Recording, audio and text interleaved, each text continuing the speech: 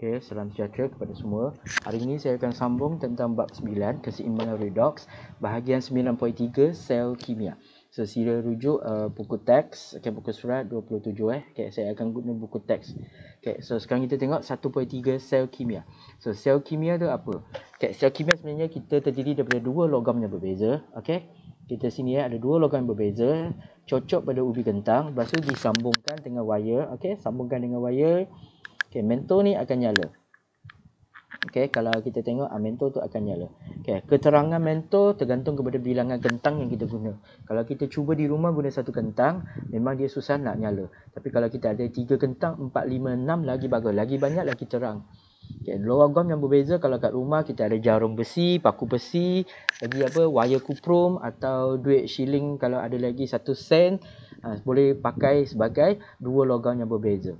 Okay, so daripada sana kita tengok yang ini boleh salin nota. Okay, apakah yang dimasukkan dengan sel kimia ringkas? Okay, so sel kimia ringkas yang pertama merupakan dua kepingan logam. Okay, dia mesti dua logam yang berlainan jenis, yang berbeza, mesti dicelup ke dalam satu elektrolit. Okay, disambung dengan wire penyambung. So apa yang dimasukkan elektrolit? Okay, elektrolit mesti adalah satu bahan kimia. Okay, bahan kimia yang dalam keadaan leburan, okay, atau aqueous, okay, yang boleh mengalirkan elektrik, yang boleh mengalirkan arus elektrik. Okay, contohnya biasanya kita ada air, kita ada seperti ion, okay, dan juga asid. Dia mesti dalam bentuk leburan atau aqueous. Kalau pepejar, contohnya garam dalam bentuk pepejar, dia tidak mengalirkan arus elektrik. Dia mesti dalam leburan atau aqueous. Okey. Dan yang kedua yang dikenali juga sebagai nama dia sel Wotan juga atau sel Galvani. Itu nama lain dia boleh panggil sel kimia, boleh panggil sel Wotan, boleh panggil sel Galvani. Yang ketiga dia menukarkan, ini yang sangat penting, menukarkan tenaga kimia kepada tenaga elektrik. Tindak balas antara dua logam yang berbeza dengan satu elektrolit menghasilkan elektrik. So kita kata perubahan dia daripada tenaga kimia kepada tenaga elektrik. Seterusnya tindak balas redoks yang berlaku. Tindak balas redoks ini berkaitan dengan pengaliran elektron. So mesti ada orang derma elektron, ada orang menerima elektron. So siapa derma, siapa terima, kita rujuk kepada dia punya keupayaan elektron piawai. So beza keupayaan dikesan pada wattmeter ditunjukkan arus elektrik yang terhasil. Okey, so ini 4 nota ringkas untuk sel kimia ringkas. Okay, seterusnya apa yang kita perlu belajar nota sini bukan nota, ini tak payah salin Ini tengok apa yang kita perlu belajar. Okey, kita perlu belajar beza keupayaan antara dua elektrod. Okey, lepas tu kita kena tahu anode, cathode, terminal positif, lagi terminal negatif. Okey, dalam sel kimia berdasarkan nilai keupayaan elektrod piawai. Okey, lepas tu berkaitan anode dengan cathode di mana berlakunya proses pengoksidaan dan penurunan. Seterusnya kita buat huraian, okey, dan kita tulis juga dalam bentuk sel kimia ringkas dan sel Daniell. Nanti kita akan tunjuk sel Daniell sama benda yang sama. Okey, merangkumi cara tulis dia adalah dalam bentuk notasi sel. Okey, bahasa Inggeris panggil cell notation. Okey, penulisan notasi sel. Dia ada cara tulis dia. Okey, lepas tu kita kena tahu cari nilai keupayaan elektrod piawai, okey, daripada formula dia. Okey. Daripada nilai cathode tolak nilai anode. So kita akan tengok. So untuk subtopik ini, inilah yang awak kena tahu. Selain daripada itu, kita kena tahu daripada aktiviti, contoh eksperimen atau aktiviti kita terangkan. Okey, so kalau kita tengok ini tindak balas redoks. Tajuk ni salin tajuk ni salin. Okey, lepas tu saring gambar aja ni. Yang atas tu tak, saya cuma besarkan So daripada sini. So kalau kita banding, kita tengok sini ada satu logam magnesium, sini ada satu logam kuprum. Kalau kita banding dia punya keupayaan elektron piawai, kita akan dapati bahawa magnesium nilai dia adalah negatif. So menunjukkan bahawa magnesium lebih cenderung untuk menderma elektron. Okey, keupayaan dia menderma elektron lebih tinggi. Tapi untuk kuprum pula, dia punya nilai dia adalah positif. So kecenderungan ion kuprum menerima elektron lebih tinggi daripada ni. Okay, itu yang kita tahu sebelum ni kita dah belajar. So, lepas tu kita boleh tengok dia punya nombor pengoksidaan.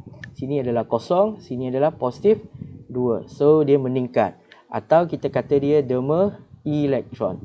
Semua ni adalah menunjukkan ini adalah proses pengoksidaan. Okay, so pengoksidaan dah berlaku. Okay, pada masa yang sama dia bertindak sebagai ejen penurunan. Okay, penurunan. Okay, so elektron dia akan keluarlah. Okay, dia jadi magnesium ion. Okay, turun dalam larutan. Dia larut dalam larutan. Tapi elektron tu dia bergerak naik atas. Okay, elektron tu bergerak naik atas ikut beta, lita, hinggalah ke elektron kuprum. So elektron di sini bukan kuprum tu yang menerima. So yang menerima elektron adalah ion kuprum. Okay, ion kuprum yang ada dalam larutan di sini. Yang dalam larutan ada ion kuprum 2. So ion kuprum 2 ni akan menerima elektron. So kalau kita tengok nombor dia positif 2 dah jadi kosong. So ini adalah penurunan dan dia juga terima elektron. So ini adalah proses penurunan. Pada masa yang sama dia adalah ejen pengoksidaan. So ini adalah semua maklumat yang kita boleh dapat. Okay, ejen pengoksidaan. So dalam larutan yang ada ion kuprum. So logam ni akan terima elektron. Walaupun dalam larutan ni kalau kita lihat betul-betul kita ada ion H+, kita ada ion H2 positif dan juga lagi satu ion magnesium 2 positif yang dari itu dia buang elektron. So daripada tiga-tiga ni kalau kita bandingkan dia punya nilai keupayaan elektron dia, beza keupayaan elektron dia, kita dapati bahawa kuprum 2 lebih cenderung untuk menerima elektron. Dia lebih senang menerima elektron berbanding dengan cation yang lain. So inilah menunjukkan dia punya tindak balas. So kita panggil tindak balas yang melibatkan elektron. So kita kata elektron bergerak daripada magnesium ke elektrod kuprum. Okey. Okay, pada masa yang sama kita dah tahu apabila elektron bergerak, tempat ini dinamakan sebagai terminal negatif. Okey, terminal negatif tu charge negatif Lepas tu menghala ke terminal positif. So tempat ini adalah charge positif. Semua maklumat kita kena tahu elektron bergerak dari mana ke mana, daripada nilai E yang lebih kecil, kalau kita nak tengoklah. Okay, atau ada nota kata dia daripada proses pengoksidaan, ada nota kata dia daripada ejen penurunan. So elektron bergerak daripada terminal negatif ke terminal positif. Logam magnesium menerima elektron kepada ion kuprum 2. Proses pengoksidaan menerima elektron kepada proses penurunan. Ejen penurunan menerima elektron ke ejen pengoksidaan. Okay, ini adalah satu aktiviti yang kita dapat, tapi kita mesti tahu maklumat dia di mana terminal, di mana menerima elektron, di mana menerima elektron. Dan persamaan, setengah persamaan dia kena tahu, ini adalah menerima elektron. Untuk kuprum pula, ion kuprum 2 akan menerima elektron. Okay, pada masa yang sama, definisi pengoksidaan penurunan jangan lupa, kita boleh rujuk elektron. Terma elektron adalah pengoksidaan atau nombor pengoksidaan dia bertambah. Okay, derma elektron maka ini adalah pengoksidaan. Kalau kita tengok nombor ni menurun atau dia terima elektron, ni adalah proses penurunan. Okay, pada masa yang sama, dia punya fungsi apa? Sebagai ejen penurunan, ini adalah ejen pengoksidaan. Okey, itu contoh so dapat pastikan apa yang maklumat kita kena tahu. So sini adalah penerangan daripada apa yang saya terangkan tadi. Okey. So kalau awak dah salin semua yang ini, tak perlulah salin yang bawah, just baca je. Tapi kalau awak rajin boleh juga salin bawah. So ini menerangkan semula apa yang saya terangkan. So nampak elektron bergerak daripada mana? Terminal negatif ke terminal positif. Okay, daripada anode ke kathod atau daripada proses pengoksidaan ke proses penurunan. Ada juga yang akan cakap ini adalah ejen penurunan ke ejen pengoksidaan. Sebenarnya sama. Okay, lepas berlakunya tindak balas kimia, ini dinamakan tindak balas kimia. Elektron bergerak aja, ini panggil tindak balas kimia. So dia akan menghasilkan arus elektrik. So arus elektrik bergerak dari kathod ke anode. Okey, inilah penerangan semua dia. Okay, selain daripada itu, kita juga bina sel kimia menghubungkan dua sel setengah yang mempunyai nilai keupayaan elektrod piawai yang berbeza. Contohnya sel Daniell. Okay, nama dia adalah sel Daniell, khas untuk macam ni lah.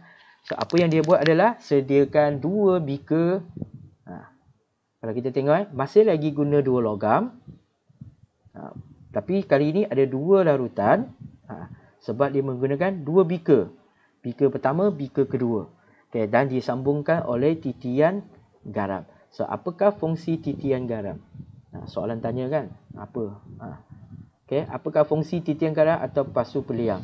So, titian garam, saya bagi sini titian garam. Okay, fungsi dia adalah untuk membenarkan membenarkan ion-ion melaluinya dan melengkapkan litar elektrik. Melengkapkan litar elektrik. So, itu adalah fungsi bagi titian garam. So, titian garam adalah membenarkan ion-ion melaluinya dan melengkapkan litar.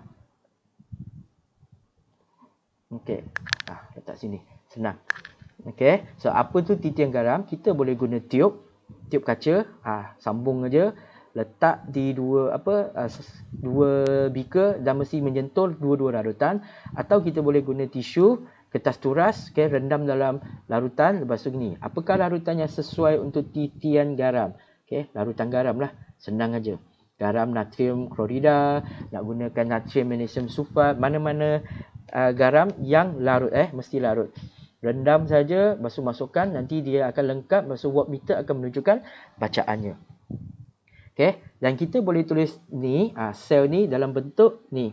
So, elektrod zinc dicelup masuk dalam zinc sulfat. So, kita tulis macam ni aja. Lepas tu ada titian garam. Kita buat dua line. Okay, lepas tu kita ada elektrod kuprum. Lepas tu celup dalam kuprum 2 positif sulfat. So, inilah namakan notasi sel. Okay. So, apa yang kita baca macam inilah. Elektrod zinc celup dalam larutan zinc, ion zinc sulfat ke, zinc nitrat ke, zinc klorida ke. Lepas tu ada titian garam atau liang berpasu. Okay. Lepas tu ada kuprum. Lepas tu ada kuprum 2 positif larutan dia. Okay. Ini adalah contoh kedua jika kita guna liang pasu. Okay, apa maksudnya pasu peliang? Bukan liang pasu, pasu peliang. Dia memang macam pasu cawan. Pasu dia berlubang. Banyak lubang. So, dia kalau isi air semua dia keluar. Okay, apakah fungsi dia? Sama macam titian garam. Membenarkan ion-ion melaluinya dan melengkapkan litar. So, di sini kita masih lagi menggunakan zinc dengan zinc 2 sulfat. Lepas tu sini adalah kuprum 2 sulfat. Kalau zinc masuk dalam liang, pasu peliang, maka larutan tu tuanglah ke dalam pasu peliang sini. Tapi kalau awak nak gunakan kuprum masuk dalam pasu peliang, letaklah. Tapi kuprum 2 sulfat tuang ke dalam pasu peliang. Kiri atau kanan terpulang kepada awak. Lepas tu kita akan tengok elektron tu bergerak dari zinc ke kuprum atau dari kuprum ke zinc. So, dah berdasarkan sel Daniell di atas lah. Kalau kita guna dua larutan yang berbeza, itu sel Daniell. So, daripada dia kita dapat dia punya beza keupayaan atau keupayaan elektrod piawai dia. Zinc adalah negatif. Ini adalah positif. So, zinc mempunyai nilai yang lebih kecil. So, sini lebih kecil. Dia punya ni lebih kecil daripada kosong. Ini adalah lebih besar daripada kosong. Maka, elektron bergerak daripada zinc ke kuprum. Yang lebih kecil akan mendema elektron. Dia akan lebih menyenang untuk dema elektron. Dia akan terbalik. Tapi di sini memang dia akan menerima elektron. Jadi kuprum. So, kalau kita rujuk, nanti persamaan tindak balas yang berlaku, dia akan jadi macam ni. So, kalau saya tulis sini, zinc atas mendema elektron, jadi ion zinc. So, ion zinc tu akan keluarlah kat sini. Elektron tu bergeraklah. Ikut anak panah, ikut ni sampai sini. So, mana-mana ion kuprum 2 positif di sini. So, sini ada berapa ion? Ada 3 1, 2, 3. Tapi ikut dia punya nilai keupayaan elektron, maka ion kuprum lebih cenderung untuk menerima elektron dan membentuk kuprum. Okey, itulah tindak balas. So mana pengoksidaan berlaku, kita tengok nilai pengoksidaan dia kosong. Sini adalah positif 2. Okey, atau dia mendema elektron. So sini adalah pengoksidaan. Itu ya semua maklumat yang kita dah tahu. Okay, lepas tu sini sebaliknya sini adalah penurunan. Kenapa? Sebab nombor dia daripada positif 2 jadi kosong dan dia adalah terima elektron. Okay, pada masa yang sama, sini adalah terminal negatif sebab elektron bergerak dan menghala ke terminal positif. Okay, so semua maklumat yang kita dapat. Okay, rujuk balik aja. Lepas tu ini adalah tindak balas yang berlaku. Ya, buku teks dah tunjuk. Zinc mendema elektron tindak balas pengoksidaan. Macam saya dah cakap tadi lah kat atas. Okay, elektron kuprum pula, katot, dia akan ion kuprum 2 positif ni akan menerima elektron. So, ini adalah tindak balas penurunan. So, persamaan ion keseluruhan. Ini sangat penting persamaan ion keseluruhan. Ini soalan yang selalu tanya. Hanya watak-watak utama yang terlibat. Zinc dengan ion kuprum 2 positif mula-mulanya. Lepas zinc mendema elektron jadi ion zinc, kuprum pula menerima elektron jadi atom kuprum. So, 4 watak utama ni saja yang terlibat dalam tindak balas ini. Okay, so hanya ini yang kita tulis, maka ini dinamakan sebagai persamaan ion keseluruhan. Yang ini adalah setengah persamaan. Okay, separuh aja itu setengah persamaan. Okay, dan tadi yang macam saya cakap, ini kita boleh tulis dalam bentuk notasi sel. Terbalik tadi saya. Okay, so bermula dengan elektrod, kita ada zinc. Kita ada zinc celup dalam larutan zinc, garam zinc. Kita basuh peliang ke titian garam ke. Okay, kita ada larutan kuprum 2 positif dengan elektrod dia kuprum. Okay, elektron bergerak daripada zinc ke kuprum. Itu yang cara kita tahulah. So kita akan tulis macam ni. Sama sama aja. Okay, kita ada zinc, larutan zinc, tulislah kepekatan dia. Lepas tu kita ada basuh peliang ke titian garam, ion kuprum, kepekatan dia. Okay, jadi yang ini. So, elektron bergerak daripada zinc ke kuprum. Okay, elektron Lepas tu, bacaan wattmeter untuk cari dia punya keupayaan elektron piawai bagi sel Daniell. Sel Daniell tu maksudnya inilah yang ada 2 larutan. Kita akan guna nilai beza keupayaan katot tolak dengan anode. So, di katot, siapa di katot? Kita kena rujuklah. Di katot adalah ion kuprum. So, ion kuprum tadi nilai dia positif 0.34. So, kita dapatlah. Kalau saya tulis macam ni positif 0.34 tolak negatif 0.76 sama dengan 1.10 watt. Nilai ini adalah nilai untuk keupayaan sel Daniell tersebut. Maksudnya, apabila kita letakkan zinc, saya cari gambar.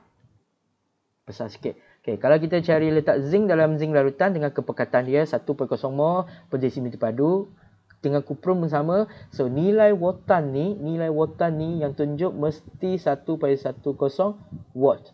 Kalau kita ikut, ini dia. Mesti sebab kita teorinya memang kita dapat. Tapi kalau itu praktikal kita tak dapat, kita pun akan dapat lebih kurang aja 1.1, 1.2 atau 1.0 lebih kurang sahaja. Okay, so hari ini kita akan dah belajar sel kimia, sel Daniell, lepas tu terminal positif, terminal negatif, di mananya nilai keupayaan elektron piawai dia, nak cari keupayaan elektrod bagi sel Daniell, kita akan tolak katot tolak anode. So kita dapat. So untuk kerja hari ini, sediakan laporan amali untuk hari ini. Eksperimennya menentukan ni. So menentukan nilai wattan dalam sel kimia. So dalam bahannya nampak dia suruh awak senaraikan. Maksudnya dia tak cadangkan dengan larutan garam ion yang sesuai. So di sini saya cadangkan kita gunakan logam yang senang. Selalu jumpa di magma. Magnesium, zinc, plumbum, kuprum. Larutan garam dia, gunalah yang paling senang. Magnesium nitrat, zinc nitrat. Yang biasa saya tak nak guna sulfat sebab nanti dia jadi garam, tak terlalukan. Kuprum, awak boleh guna nitrat atau guna paling senang adalah kuprum 2 sulfat. Mana-mana pun boleh. Sebab plumbum 2 ingat apa, ini adalah garam tak terlarutkan. So tak boleh guna di sini. So lebih senang gunalah semua nitrat. Okay, kalau kita nak guna dalam sel kimia ringkas, awak kena tahulah mana satu larutan yang perlu letak. Okay, larutan garam yang kita kena tuang mesti mengikut nilai keupayaan elektrolit yang lebih besar. Contohnya magnesium dengan kuprum, okay, elektrolit dia kita guna kuprum 2 sulfat. Magnesium dengan zinc, kita gunalah zinc nitrat. Okey. Kalau zinc dengan plumbum, kita gunalah plumbum 2 nitrat. Kalau plumbum dengan kuprum 2 nitrat atau kuprum 2 sulfat. Okey, kalau tak nak, kita boleh guna cara mana? Membina sel kimia atau kita guna 2 beaker. Apa nama dia? Sel Daniell. Kalau guna sel Daniell senanglah. Zinc masuk zinc nitrat. Ni kuprum masuk kuprum 2 sulfat. Ini magnesium nitrat. Ni zinc nitrat. Okey, cuba buat pasangan logam. Kalau 4 terlalu banyak, letak 3 pun boleh. Kalau 4 terlalu banyak, awak buat 3. 3 tu mesti yang plumbum tu tak nak guna. Okey, terpulang kepada awak buat pilih sendiri berapa banyak. Sebab biasanya barang-barang bahan-bahan ni semua ada di dalam magma.